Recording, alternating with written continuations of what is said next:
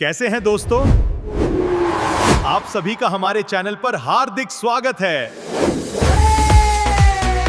यहाँ आपको मिलेगा जबरदस्त मनोरंजन और मजेदार कंटेंट। हर वीडियो में कुछ नया और धमाकेदार देखने को मिलेगा। अगर आपको वीडियो पसंद आए तो लाइक, कमेंट और शेयर जरूर करें और चैनल को सब्सक्राइब करना बिल्कुल न भूलें। तो चलिए शुरू करते हैं। वीडियो को अंत तक जरूर देखें। काला कद्दू और गोरा कद्दू पहाड़ी रास्ते पर स्कूटी से सफर कर रहे होते हैं। मूड बढ़िया है, फिर बैठे बैठे कमर दुख गई है। कोई दुकान मिले तो रोकना, थोड़ी कमर सीधी कर लो। थोड़ी दूर जाने के बाद उन्हें सड़क किनारे एक छोटी सी टपरी दिखती है। काला कद्दू स्कूटी रोकता है। दोनों जाकर बेंच पर बैठ जाते हैं।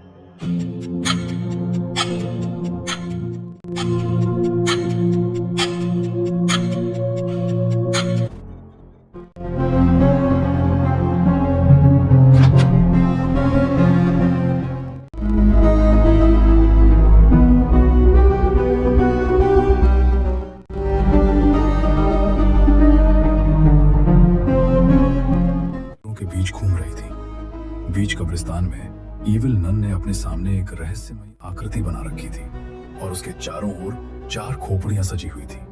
वो धीमी, तभी चारों खोपड़ियां धीरे धीरे हवा में उठने लगती हैं और तेजी से घूमने लगती हैं। दूर से ये सब नन का बेटा देख रहा होता है। उसका चेहरा सफेद पड़ जाता है और डर के मारे वो बोल पड़ता है, मम्मी।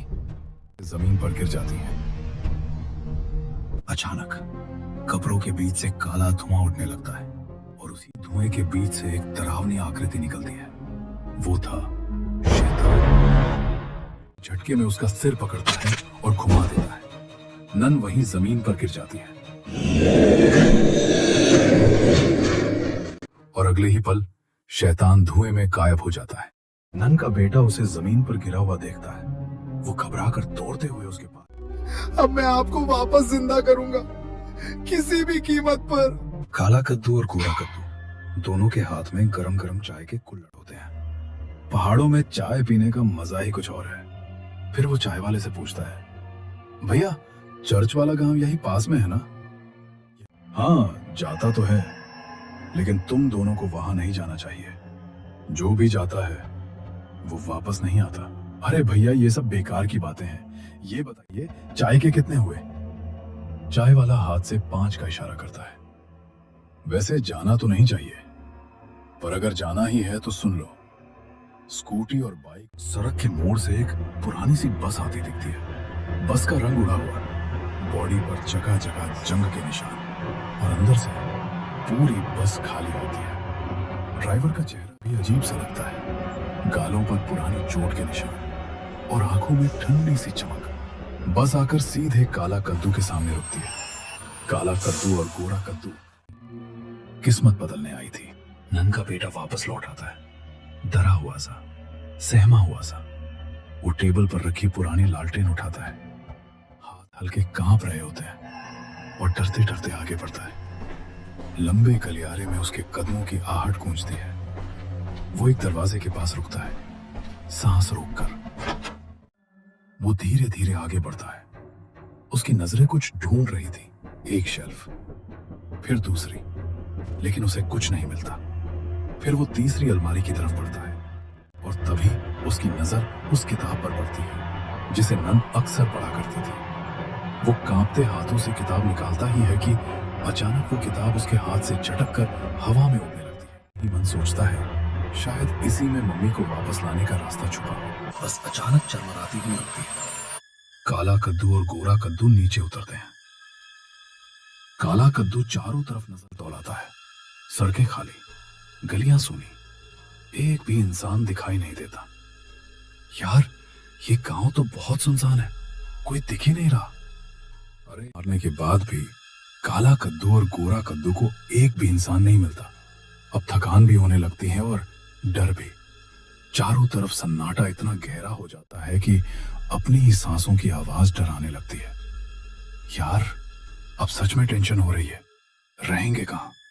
ये रात कुछ ज्यादा ही खतरनाक लग रही है और बिना कुछ सोचे उस दुकान की तरफ दौड़ पड़ते हैं। भैया आसपास कोई होटल या होमस्टे मिलेगा क्या? दुकानदार सिर झुकाए खड़ा रहता है, ना कोई जवाब ना कोई हरकत। अरे भैया सुन रहे हो, रुकने की जगह चाहिए। फिर भी चुप्पी। अब दोनों का सब्र टूटने लगता है। ठीक है, जवाब नहीं दी। ये आदमी मुझे बिल्कुल ठीक नहीं लग रहा। चल यहां से चलते हैं। अगले ही पल दोनों बिना पीछे देखे वहां से दौड़ पड़ते हैं। नन का बेटा लाइब्रेरी में बैठा होता है।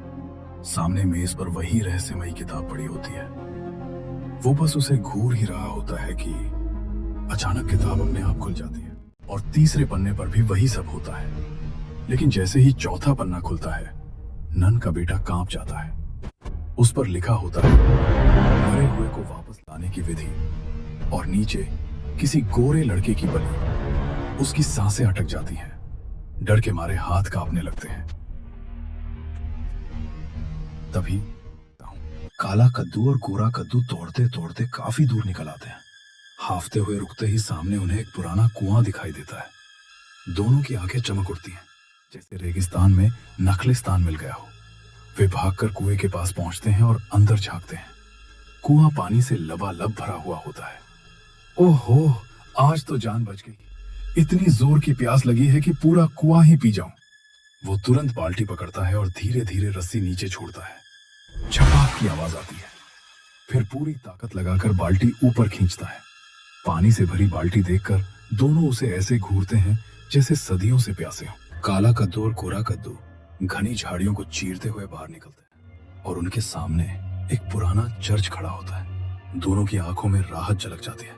वे दौड़कर गेट खोलते हैं और अंदर चलो। हाथ में चलती हुई लालटेन। ये ऑर्फनेज शापित है।